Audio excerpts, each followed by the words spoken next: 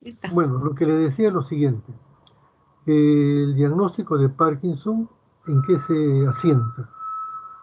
El temblor, la rigidez y la dificultad para realizar movimientos, que se conoce como asinesia. La persona tiene dificultad para realizar movimientos. Una vez que tenemos el diagnóstico, pasamos al tratamiento. Y el tratamiento se recomienda empezarlo con dosis bajas. ¿Por qué? Porque el paciente en algún momento va a desarrollar lo que se conoce como fenómeno on-off, es decir, la reacción farmacológica tiene una duración muy breve. La mejoría del paciente es muy breve y cada vez se va acortando más. Como se dice comúnmente, la medicina ya no le hace efecto. Toma su medicina y está bien por 10 minutos, 30 minutos y luego no hay respuesta. Para retardar la aparición de este fenómeno, se recomienda empezar con dosis bajas. Y en el transcurso de la enfermedad uno puede ir elevando las dosis. Pero si yo empiezo con dosis altas, me va a ser muy difícil aumentar la dosis en el transcurso del tiempo, porque al hacerlo corro el riesgo de desarrollar manifestaciones secundarias del fármaco. Esa sería una primera observación. Ahora, que el paciente no ha respondido, yo creo que no ha respondido porque no está bien tratado.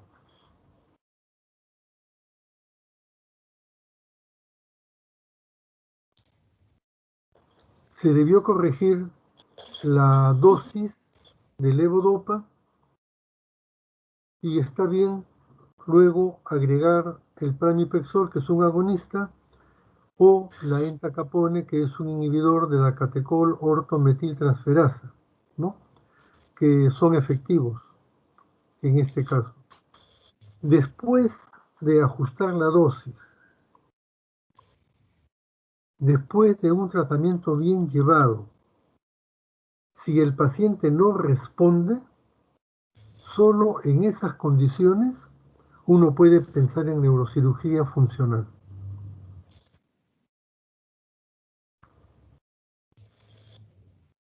Pero si no hago esas correcciones, el paciente no es tributario de una neurocirugía funcional.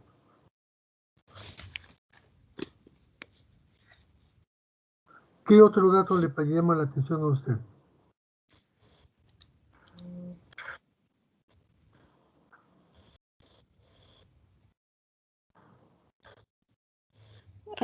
Bueno, el predominio, la rigidez del predominio matutino.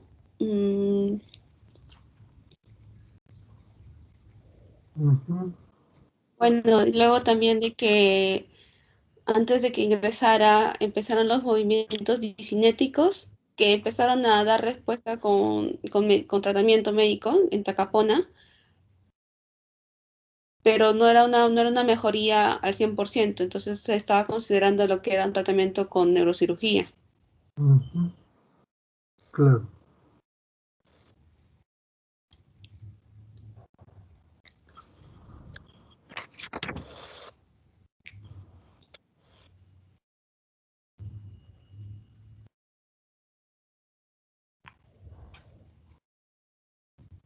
Doctor, una consulta. ¿El nistagmus puede suceder en un paciente con Parkinson? Pero fíjese que allí dice a la mirada extrema derecha. Una persona puede tener nistagmo a la mirada extrema derecha, eso no tiene significación clínica. A la mirada extrema muchas personas pueden tener nistagmo. Tiene que estar en un punto medio, no en la mirada extrema, sino en un punto medio. Allí sí que es importante, pero la mirada extrema no.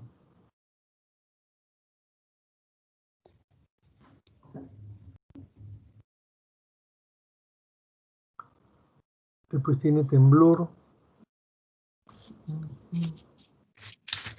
Ahora, fíjense que hay un dato bien importante, ¿no? Dice contracciones involuntarias, contorsiones de cuello y cabeza. ¿Eso qué cosa es?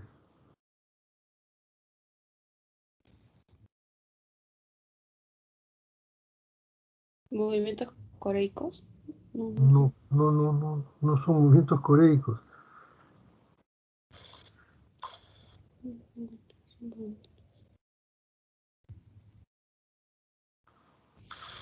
Los movimientos coreicos son más notorios en la mano y en la cara.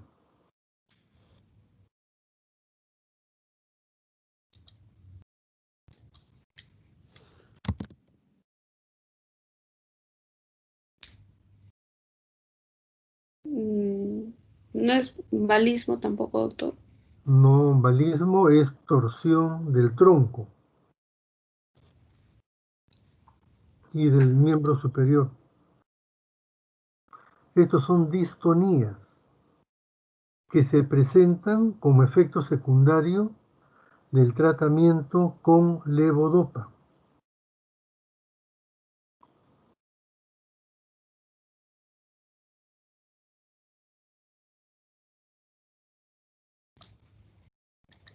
Este paciente tiene distonías localizadas en la región del cuello y de la cabeza.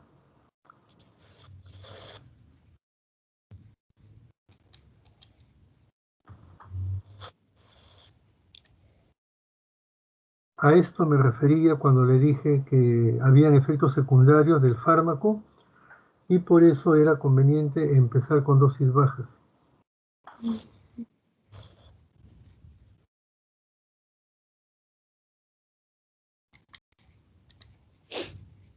¿Qué otro le llama la atención?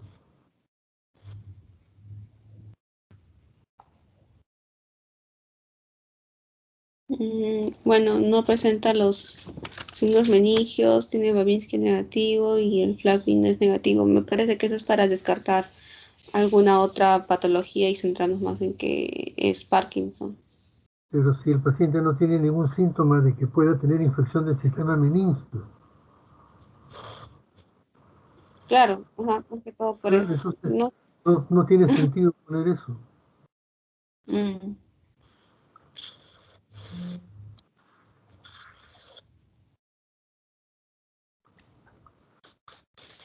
Entonces estamos claros que el paciente tiene una enfermedad de Parkinson, que empezó a la edad de 30 años en el hemicuerpo del lado izquierdo y que luego se ha generalizado. Está en sí. tratamiento con levodopa, pramipexol y entacapona.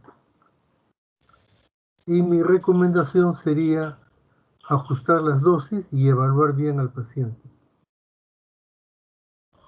Fíjese que este paciente ya tiene efectos secundarios de la levodopa, que es la distonía. Doctor, y entonces en este caso del paciente que ya no parece que ya no hay respuesta, lo que usted sugiere es un cambio en las dosis de fármacos. Mire, los pacientes con Parkinson se enfrentan a una enfermedad degenerativa, es decir, cada día van a estar peor. Ujú. No hay forma de detener la progresión de la enfermedad. El tratamiento lo que hace es atenuar los síntomas, disminuir la progresión, el avance, pero tiene sus limitaciones. Ahora, si yo doy el medicamento de una manera inadecuada, voy a complicar las cosas. Por eso le decía que en el caso del Parkinson se recomienda empezar con dosis bajas, no con dosis altas. Ujú, claro. Y en el caso del paciente ya tenemos un efecto secundario derivado de la dosis alta, que es la distonía.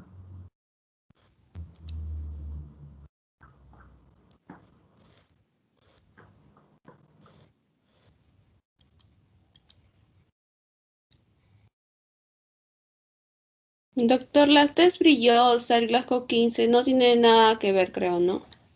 Esos son eso es compromisos del sistema autónomo. Ujú. Ujú. Doctor, entonces en un diagnóstico sindrómico solamente sería síndrome parkinsoniano. Bueno, está bien. Ujú. Caracterizado por rigidez, disinesia, asinesia y temblor. Temblor.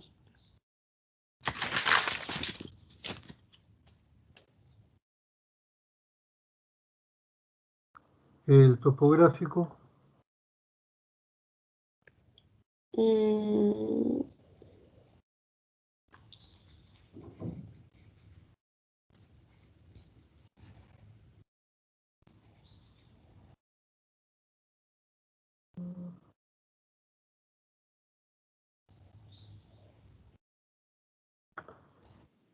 aparición izquierda. no, topográfico, o sea, ¿dónde está la lesión?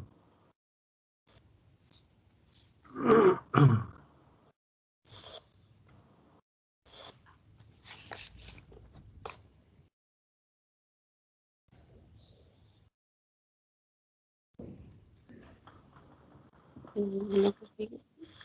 ¿Dónde está la lesión?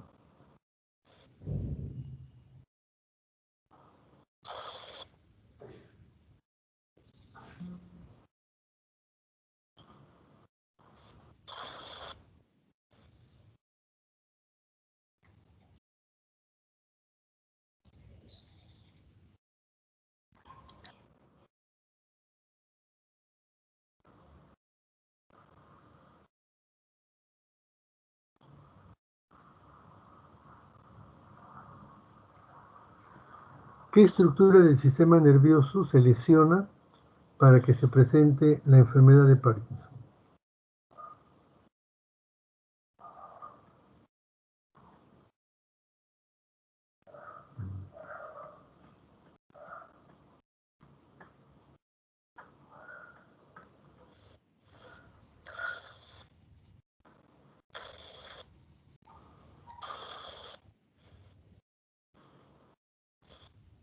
No es el locus niger, doctor. Claro, es la sustancia negra o locus niger que está en el mesencéfalo, ¿ya? Ujú. Ahora, nosológico. Su diagnóstico es,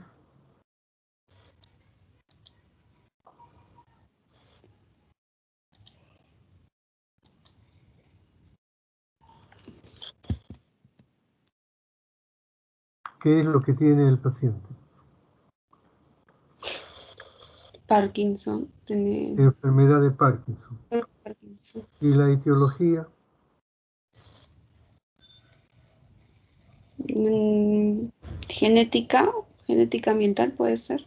no es genético. Genético sería que yo tengo Parkinson, mi hijo tiene Parkinson, mi padre tuvo Parkinson. Mm, bueno, es que su abuelo materno tuvo enfermedad de Parkinson. Pero eso no quiere decir que sea genético. Ah, claro. Ajá. Entonces, etiología ¿Cuál es la causa de la enfermedad? es una disminución una disminución de las neuronas pigmentadas. Ya, pero esto, ¿qué No es tipo de enfermedad es? O sea, ¿qué tipo de enfermedad es esta?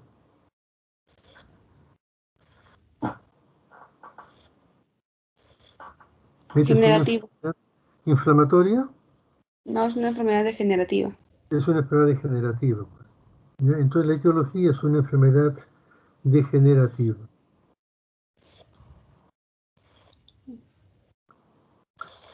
¿Qué otro punto había allí? De enfermedad degenerativa, progresiva, multisistémica. No, no es multisistémica, pues, porque tendría que estar afectado el corazón, los pulmones, el hígado.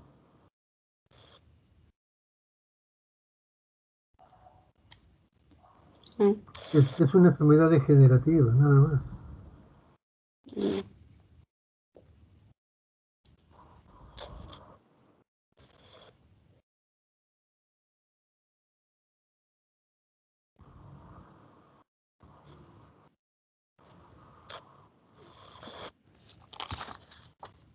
Doctor, ¿se podría considerar la aparición de los cuerpos de Lewy? Eso Aunque en la- sería, ajá, eso sería otra cosa, sería una demencia con cuerpo de Lewy.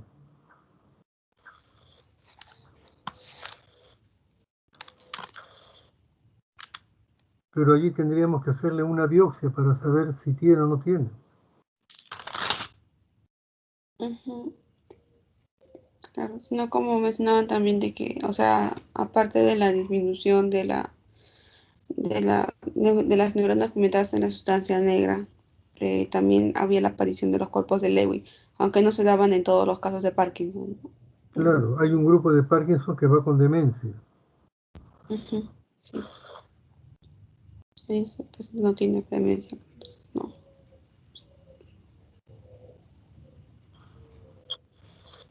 ¿Qué otro punto había ahí de diagnóstico sindrómico, topográfico? ¿Qué más? Nosológico, Etiológico. etiológico, creo Bien. que también. Etiológico ya sabemos es degenerativo. El tratamiento. Ya yo le sugiero que usted revise dosis de levodopa y bueno, entacapone y pramipexol está bien, pero revise sobre todo el tema de la dosis de inicio pacientes de Parkinson. Ya, doctor, está bien. Mire, en el Parkinson el tema es bien complicado, el tratamiento es bien complicado, le voy a decir por qué.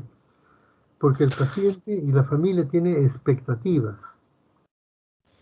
y cuando ellos van a la consulta piensan que usted le va a dar una medicina que lo va a volver a su etapa anterior, donde realizaban sus actividades sin ningún problema. Y eso lamentablemente ya no va a hacer, va a tener limitaciones. Y usted le tiene que decir al paciente y a la familia, tendrá que aprender a vivir con un poquito de rigidez. Eso no se lo va a poder eliminar. El objetivo no es eliminar el temblor. El objetivo es que él pueda hacer su vida normal. Con un poquito de temblor caminará, se alimentará, hará su higiene personal. Porque si usted le aumenta la dosis para que no tenga temblor, lo que va a hacer es acortar el periodo de eficacia de la levodopa. Lo que va a lograr es que aparezcan efectos secundarios, como en este caso, que hay movimientos distónicos del miembro superior, del miembro inferior, del cuello y de la cabeza.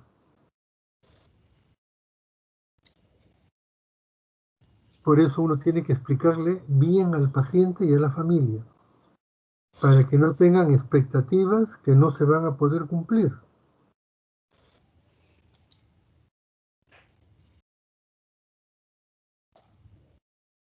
¿De acuerdo? Sí, doctor. Entonces, usted revise esa parte, ¿eh? Ya, doctor, está bien. ¿Algún otro punto?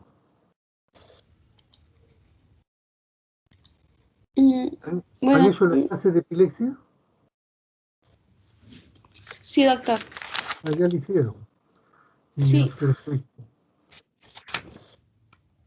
Ah, ya, ya. Bueno, aquí hay otras preguntas, ¿no? Ujú, sí. El Parkinson Plus significa que además del Parkinson hay otra cosa más. Revise usted la parálisis supranuclear progresiva. Ya. El Parkinson asociado a demencia.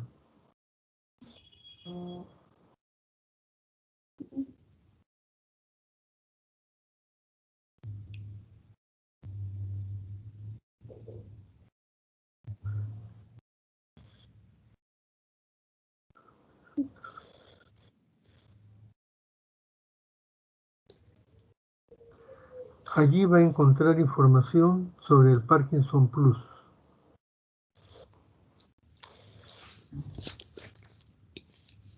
Las manifestaciones premotoras tienen que ver con la conducta del paciente.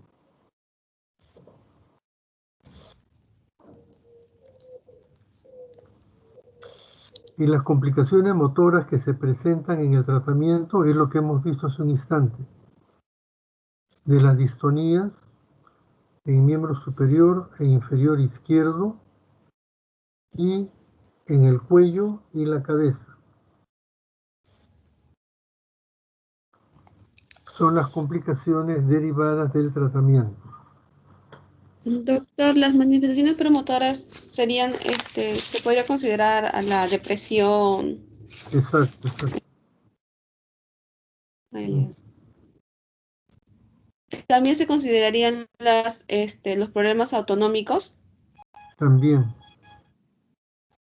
Ya. Entonces, sí. Entonces, sí, acá está, acá también. Ujú.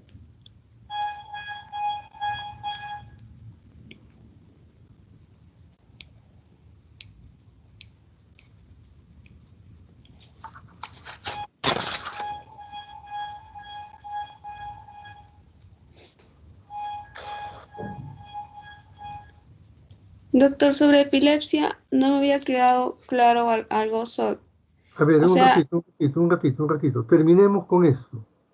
ya, sí, doctor. En el Parkinson Plus le dije parálisis supranuclear progresiva, después atrofia multisistémica Sí. y el otro es degeneración córtico-basal, Ujú. además del Parkinson asociado a demencia, que le comenté hace un momentito.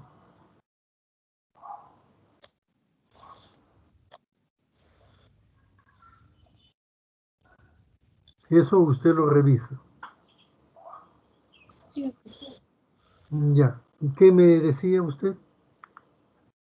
Ya, sobre epilepsia. Eh, Ya, ya, Más dígame. que todo, yo tenía, creo, entendido de que las epilepsias en sí eran de carácter genético, pero también mencionaban que podían ser también de causa estructural, ¿Cómo? No le entiendo. sino que yo pensaba que las epilepsias en sí eran de carácter genético, Ya, ok. pero Mire, o sea, también mencionaron las epilepsias estructurales. mire, en líneas generales, nosotros tenemos dos grupos de epilepsias, de causa conocida y de causa no conocida. De causa conocida son las epilepsias secundarias a alguna lesión estructural en el sistema nervioso, que se pueden agrupar por grupos etarios. Por ejemplo, en la infancia, lo- todo lo que deriva de parto y de las condiciones de nacimiento. En la vida adulta tenemos derivados de la atrofia cortical o secundarios a tumores, a traumas o enfermedades vasculares. Y el otro grupo es el grupo de causa no conocida. Más o menos se llaman epilepsias o crisis epilépticas de causa no conocida o idiosincrática.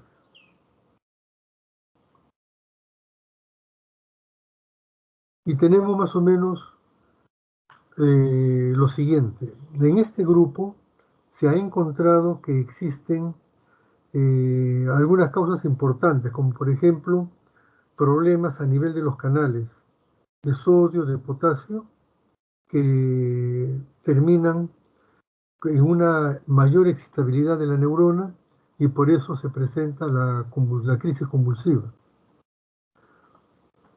Se sabe también que hay un problema a nivel de los neurotransmisores, excitatorios e inhibitorios, tales como el GABA, que es un neurotransmisor inhibitorio, o el ácido glutámico y el aspartato, que son excitatorios. Hay un desequilibrio entre ellos, pero no está muy claro todavía cuál sería la causa de estos. Se supone de que hay algunos genes responsables, ¿no? Y se ha avanzado. Hay algunas epilepsias que se ve que tienen ya una clara definición en el sentido de que se conoce que el gen tal es el responsable, pero todavía no podemos decir que existan epilepsias hereditarias. Por ejemplo, las ausencias sí se reconoce de que existen antecedentes en la familia, ¿no? Hay un porcentaje bastante significativo en ese caso, pero no se podría decir de que existan epilepsias de tipo hereditario, ¿no?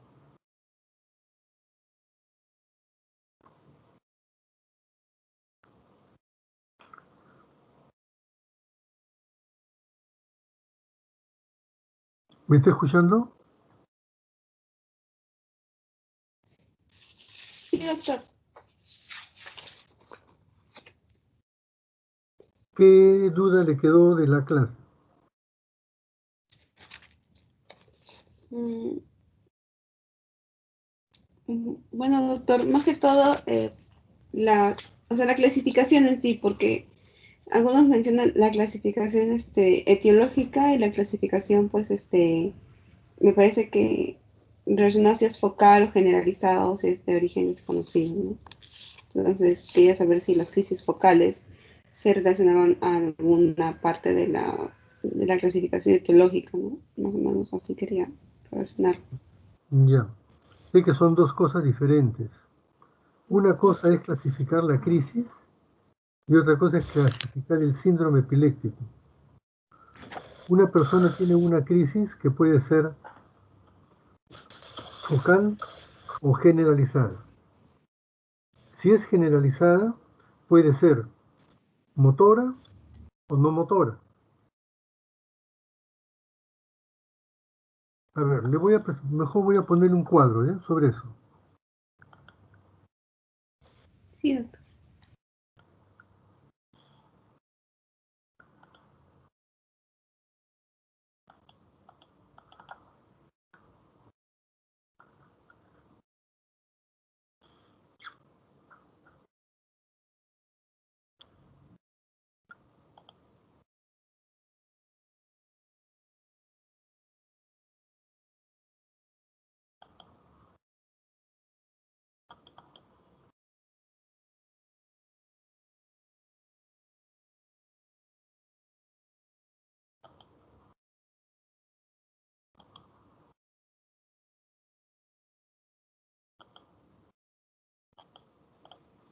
¿Ve la lámina?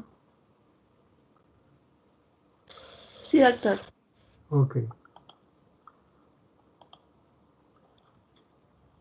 Mire, lo que nosotros tenemos que hacer cuando vemos a una persona que probablemente tenga epilepsia es definir lo siguiente. Primero, el tipo de crisis. ¿Es una crisis focal o es una crisis generalizada? Después, el diagnóstico del síndrome, que esto es un poco complicado, pero vamos a ver cómo se hace. Luego, la etiología. ¿Es de causa conocida o causa desconocida? Y luego hacer el diagnóstico diferencial con todos aquellos procesos que parecen epilepsia, en lo que hay trastornos de conciencia, pero que corresponden a otra naturaleza, a otras causas.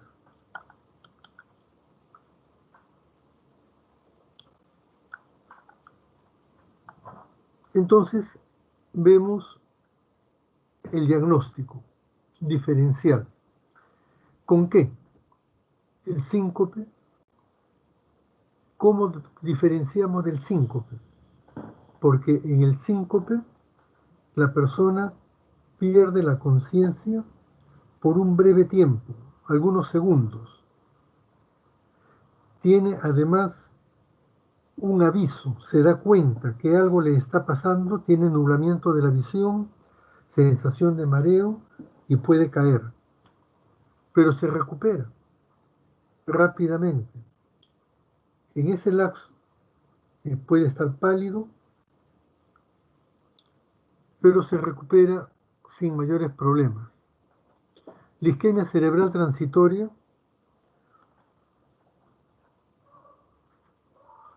puede dar múltiples síntomas, dependiendo del territorio afectado.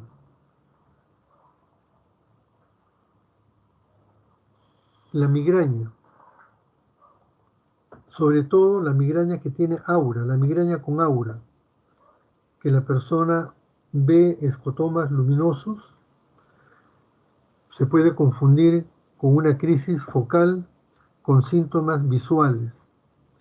Trastornos metabólicos, por ejemplo, una hipoglicemia puede producir trastorno de conciencia y convulsiones.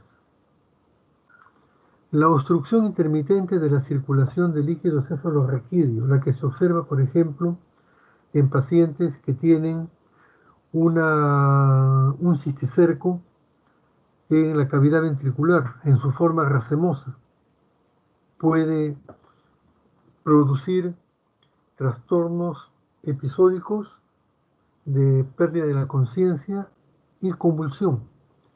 La narcolepsia también se puede confundir con crisis generalizadas no convulsivas, no motoras, y trastornos psiquiátricos. El estado disociativo, el ataque de pánico se pueden confundir con crisis de tipo focal con trastorno de conciencia.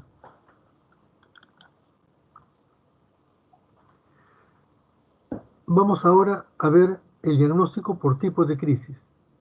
Hace un momento le dije que el crisis era focal y generalizado.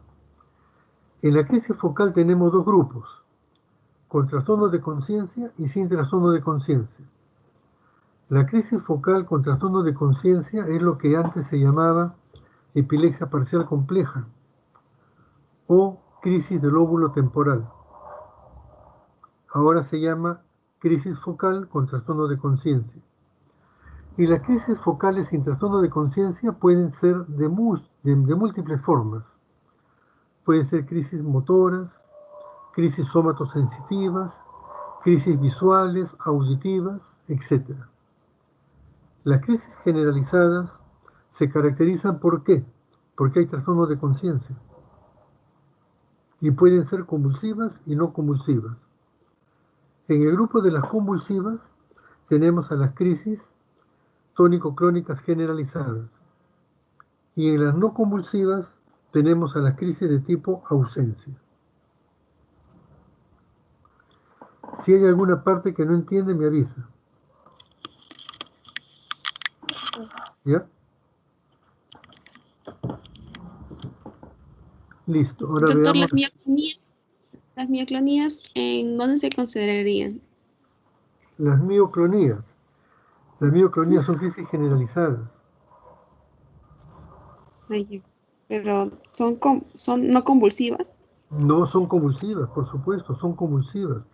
La única que no es convulsiva es la ausencia. Sí.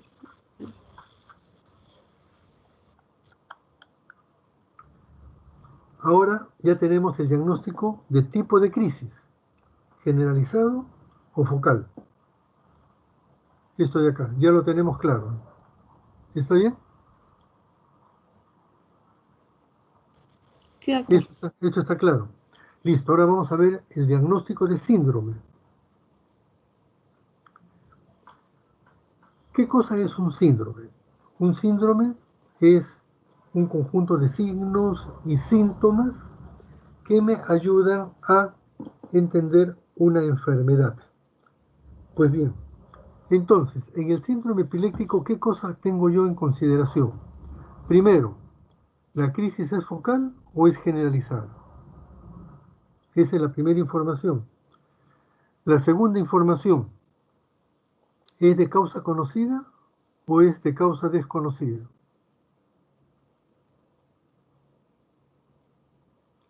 Entonces yo voy a agrupar síndromes epilépticos generalizados y focales. Generalizados, de causa no conocida, probablemente genética, o de causa conocida o sintomática.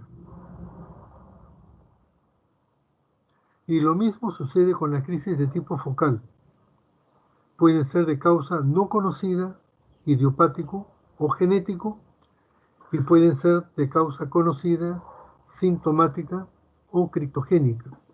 Criptogénica quiere decir que no tengo información suficiente para decir que hay una lesión, pero es probable que exista esa lesión.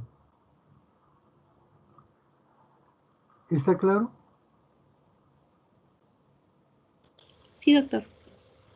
Entonces, fíjese, en el síndrome epiléptico generalizado idiopático tenemos a las ausencias. A la epilepsia mioclónica juvenil, a la crisis tónico-clónica del despertar. Y en el sintomático, el síndrome de Wex, síndrome de Lennox-Gastaut, el síndrome de Ohtahara, el síndrome de Dravet. Y en los focales idiopáticos, de causa no conocida, tengo la epilepsia benigna de la infancia, con espiga centrotemporal, epilepsia de la infancia con paroxismo occipital. Y los sintomáticos tengo epilepsia con foco frontal, temporal, parietal u occipital. Y la epilepsia parcial continua de la infancia.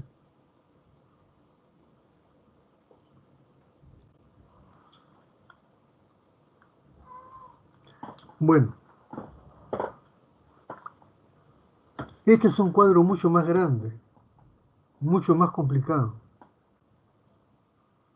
Este es un resumen de lo que es que son los síndromes epilépticos.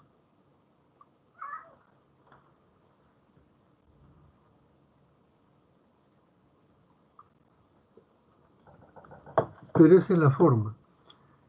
Tenemos la crisis generalizada o focal. Primer dato. El segundo dato, causa conocida o causa desconocida. Y allí hay varios tipos de síndromes. Entonces usted dice, el paciente tiene un síndrome de epilepsia mioclónica juvenil.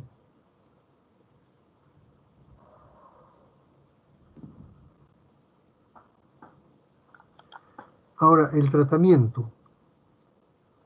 En el tratamiento hay varios aspectos importantes. El primero es controlar los factores desencadenantes. Ese es el primer punto. Controlar los factores desencadenantes. Como por ejemplo, la hipoglicemia. El paciente que tiene epilepsia no puede decir yo voy a acostarme sin comer o voy a estudiar o a trabajar sin tomar desayuno. No puede hacerlo. ¿Por qué? Porque la hipoglicemia puede desencadenar una crisis epiléptica. Hay que controlar ese factor. Otro factor es el sueño. La persona no puede decir voy a estar hasta las 3 de la mañana trabajando, estudiando, viendo televisión y me levanto a las 7 a trabajar. No puede hacer eso. Porque la falta de sueño, la deprivación del sueño es un factor de riesgo para las crisis epilépticas. Lo mismo que el alcohol. El alcohol es un depresor del sistema nervioso y se asocia a las crisis epilépticas. Es un factor de riesgo.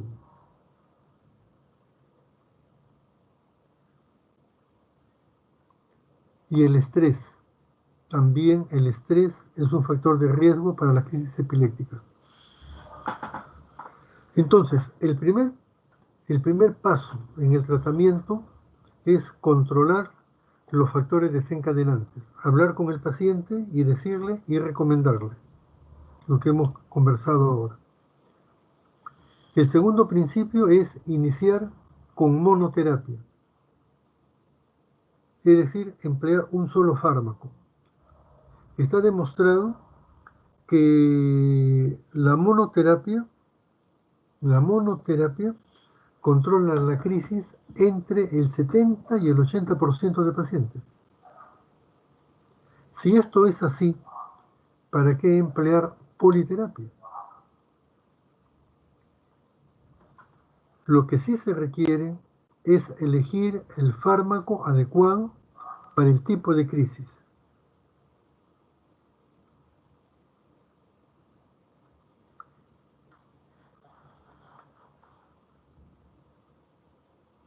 Por ejemplo, hay fármacos que controlan las crisis generalizadas, hay fármacos que controlan las crisis generalizadas de tipo ausencia, hay fármacos que controlan las mioclonías, hay fármacos que controlan mejor las crisis focales. Hay que elegir a esos fármacos. Si yo tengo un paciente con crisis de tipo focal, con trastorno de conciencia, yo voy a elegir a la carbamazepina. Si tengo un paciente con ausencias, yo voy a elegir el ácido valproico.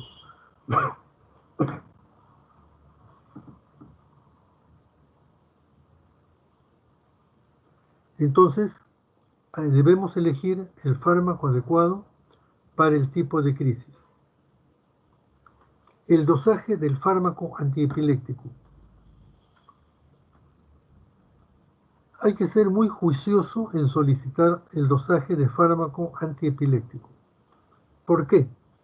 Porque para mí más importante que saber cuánto de fármaco tiene en la sangre el paciente es cómo me responde al tratamiento. Eso es lo más importante.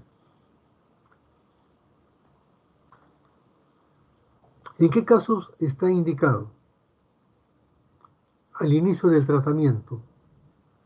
Le doy al paciente tratamiento hoy día, espero aproximadamente 10 días que ya tenga niveles terapéuticos adecuados y le tomo una muestra para saber cuál es mi punto de partida. Y controlo la respuesta al tratamiento. Y si el paciente no responde al tratamiento, es decir, sigue con las crisis, yo voy a hacer dos cosas.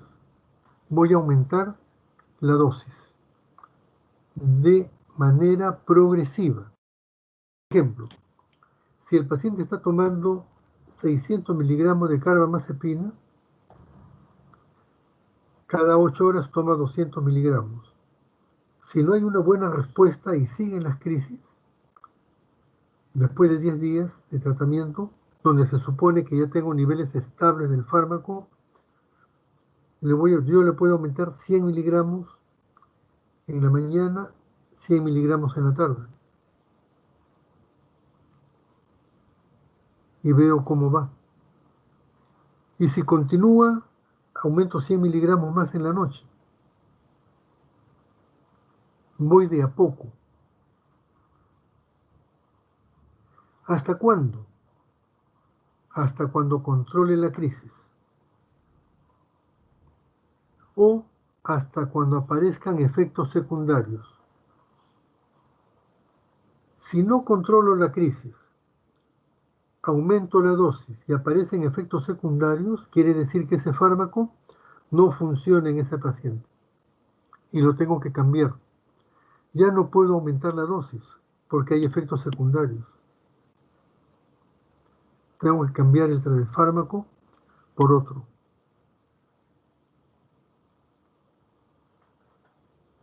Adecuado al tipo de crisis. ¿En qué otra circunstancia pido dosaje de fármaco antiepiléptico, dosaje sérico? cuando cambio de fármaco.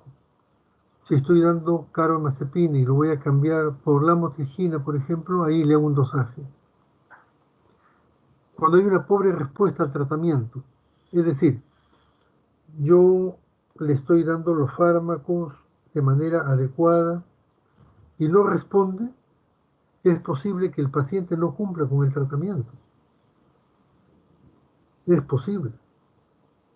Yo tengo que saber si está cumpliendo con el tratamiento o no. Entonces le indico que tome una muestra. ¿A qué horas? Antes de tomar la pastilla. Por ejemplo, si el paciente va a tomar su pastilla a las 2 de la tarde, puede hacerse la muestra a las 12 del día, 1 de la tarde. Antes de tomar la dosis. Y en la gestación. ¿Por qué? Porque yo debo controlar las crisis en la gestación con la menor dosis posible para disminuir el riesgo de teratogénesis, de las malformaciones.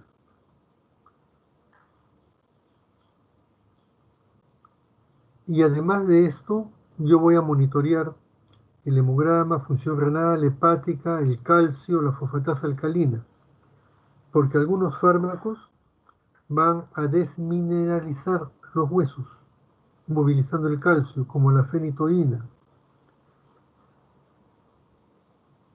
Otros pueden afectar la médula ósea, por eso le pido el hemograma, tal como el ácido valproico, la carbamazepina. Afectan la función renal, la función hepática, entonces tengo que tener un monitoreo de todos estos indicadores. ¿A qué hora tiene su clase usted?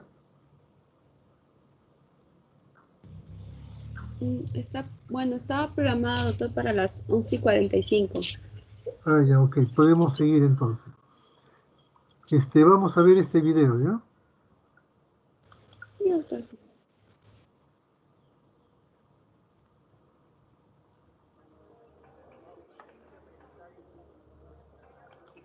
¿Se ve? Sí, doctor, y también se puede escuchar. Ya, ok. Oh, wow.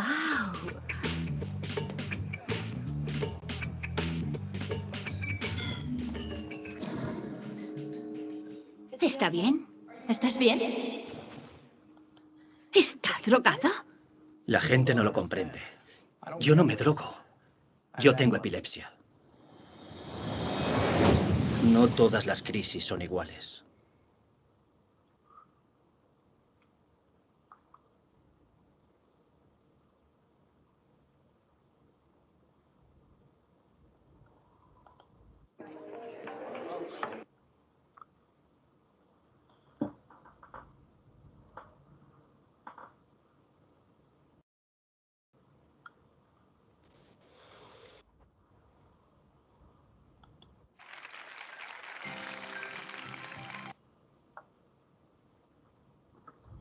¿Qué tipo de crisis tuvo el paciente?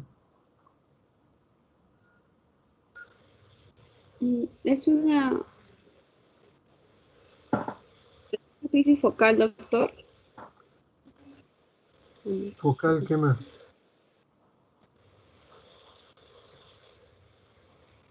Sin alteración de la conciencia. No, sí hubo trastorno de conciencia. Alteración de conciencia, sí, porque esto fue alteración de conciencia. Ujú.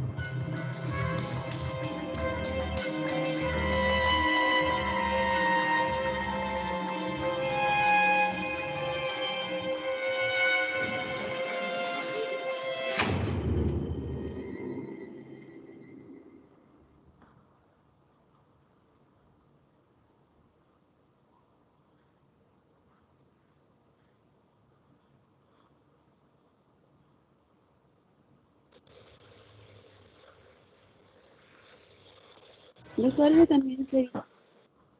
¿Cómo? también sería focal con alteración de conciencia?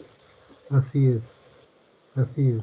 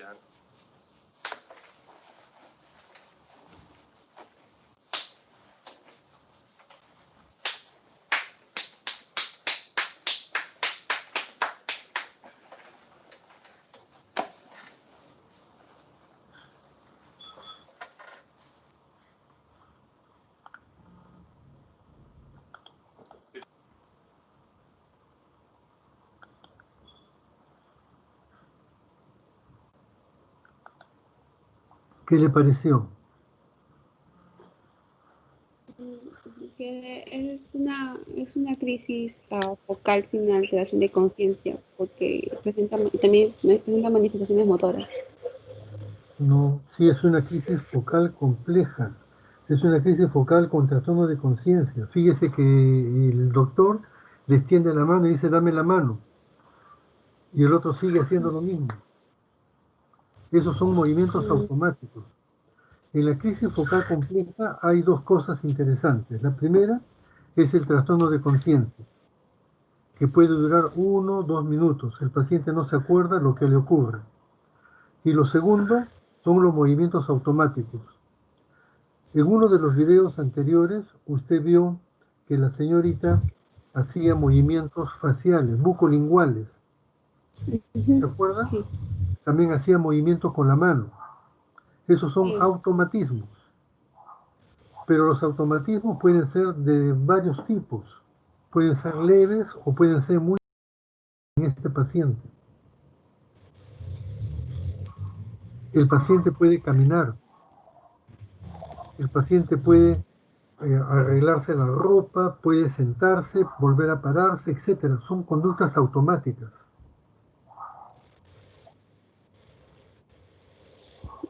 ujú. Y doctor, entonces, ¿cómo se diferenciaría con una que no posee alteración de conciencia? ¿Si agarraría ¿Cómo? su mano, si al caso? ¿Cómo? ¿Cómo? ¿Cómo?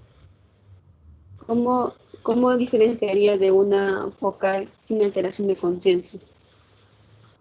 Sin alteración de conciencia quiere decir que el paciente se acuerda. Usted le dice, dame la mano y le da la mano.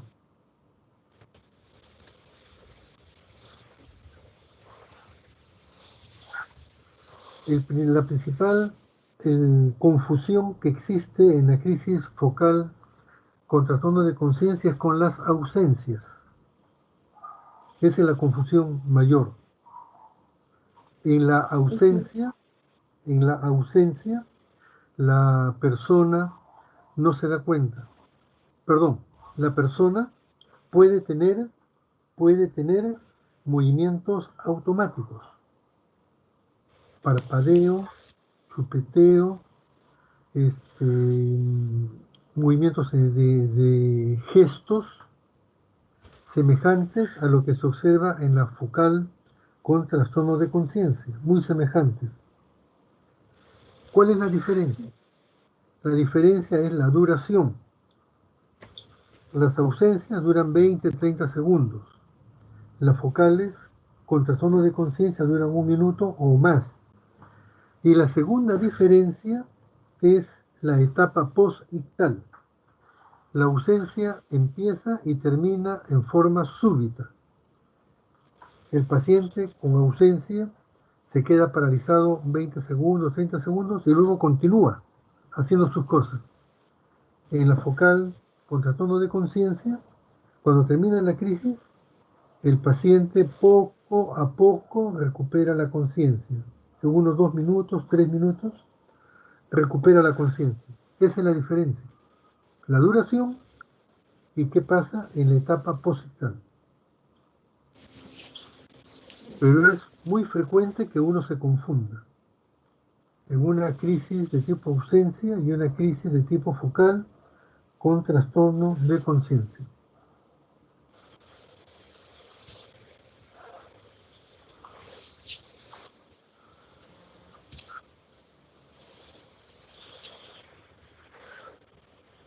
¿En qué podemos concluir?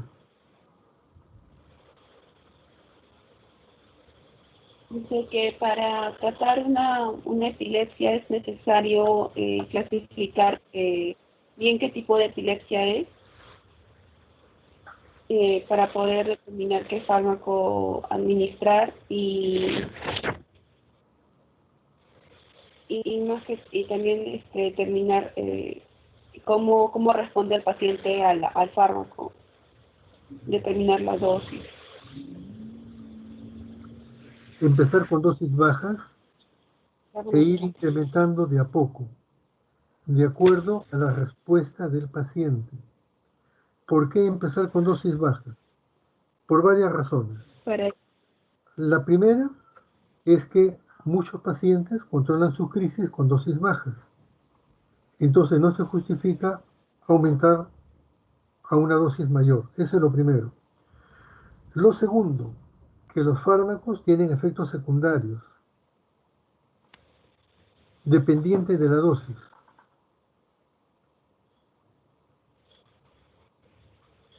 Por eso es mejor empezar con una dosis baja, porque cuando se presentan efectos secundarios, muchas veces el paciente interrumpe el tratamiento.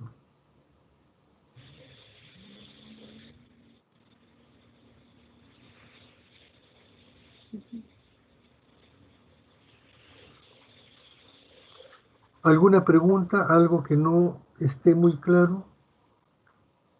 Doctor, ¿y en un estatus epiléptico, Ya. cómo El estatus epiléptico lo vamos a ver el día lunes en la clase.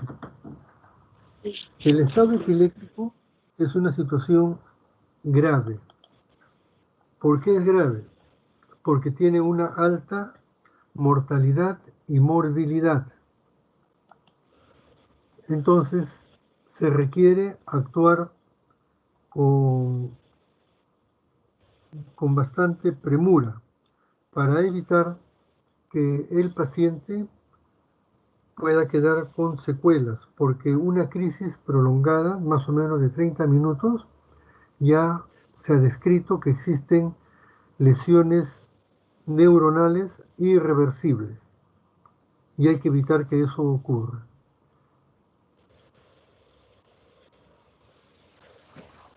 Pero eso lo vamos a ver el día lunes. Sí, doctor, una consulta. En el caso de gestantes, como la mayoría de los fármacos son teratogénicos, igual se administra a niveles de MINSA, salud, los fármacos antiguos que les mencionan, porque el doctor nos había mencionado que existían unos nuevos que no eran teratogénicos, como la carbamazepina o la lamotrigina, pero ¿eso se administran o igual se administran los antiguos? Se tiene cuidado con las dosis, se administran dosis bajas. Miren, hay varias cosas. Lo primero, el embarazo debe ser programado. ¿Para qué? Para que usted, todo ese lapso previo al embarazo, le dé ácido fólico para prevenir las malformaciones congénitas. Eso es lo primero. Lo segundo, usted va a elegir el mejor fármaco con la menor dosis para evitar la teratogénesis. Por eso le decía que esto tiene que ser programado. Los fármacos que se ha visto tienen efectos teratogénicos son el ácido valproico y la carbamazepina.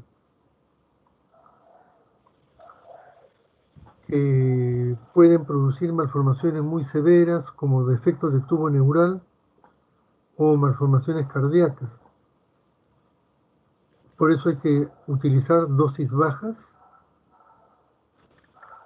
y como recomendación no se suspende el tratamiento, porque mucho más grave es que la gestante tenga una crisis generalizada que le va a afectar a ella y al bebé. Ahora, en líneas generales, dejemos de lado el tema del embarazo. En líneas generales, no está demostrado que los nuevos antiepilépticos sean mejores que los fármacos tradicionales. No está demostrado que sean mejores.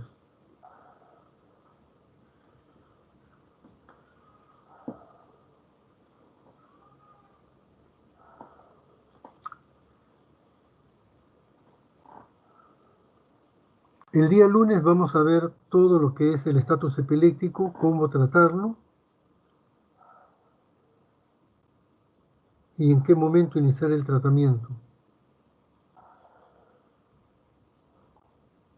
Sí, Bueno, allí nos quedamos. mm, sí, doctor. Doctor, las crisis febriles se tratan, bueno, vi una clase sobre crisis febriles y no sé si el tratamiento es igual que la epilepsia o... Bueno, la convulsión febril no es epilepsia. No es epilepsia. Hace algunos años se daba fenobarbital, pero ya no se hace eso. La convulsión febril significa que ese niño tiene un umbral convulsivo bajo y por esa razón, cuando tiene 38 grados, convulsiona, algo que no ocurre con la mayoría de los niños. Entonces, ¿qué es lo que se le recomienda? Se recomienda que si el niño tiene fiebre, bajar la fiebre con medios físicos y darle un antipirético. Eso es lo que se recomienda, pero no de darle tratamiento anticonvulsivo. Hay que evitar que tenga convulsión febril.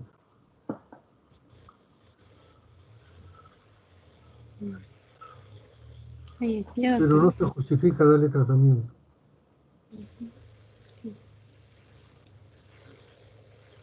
Bueno, allí nos quedamos. Sí, doctor, está bien.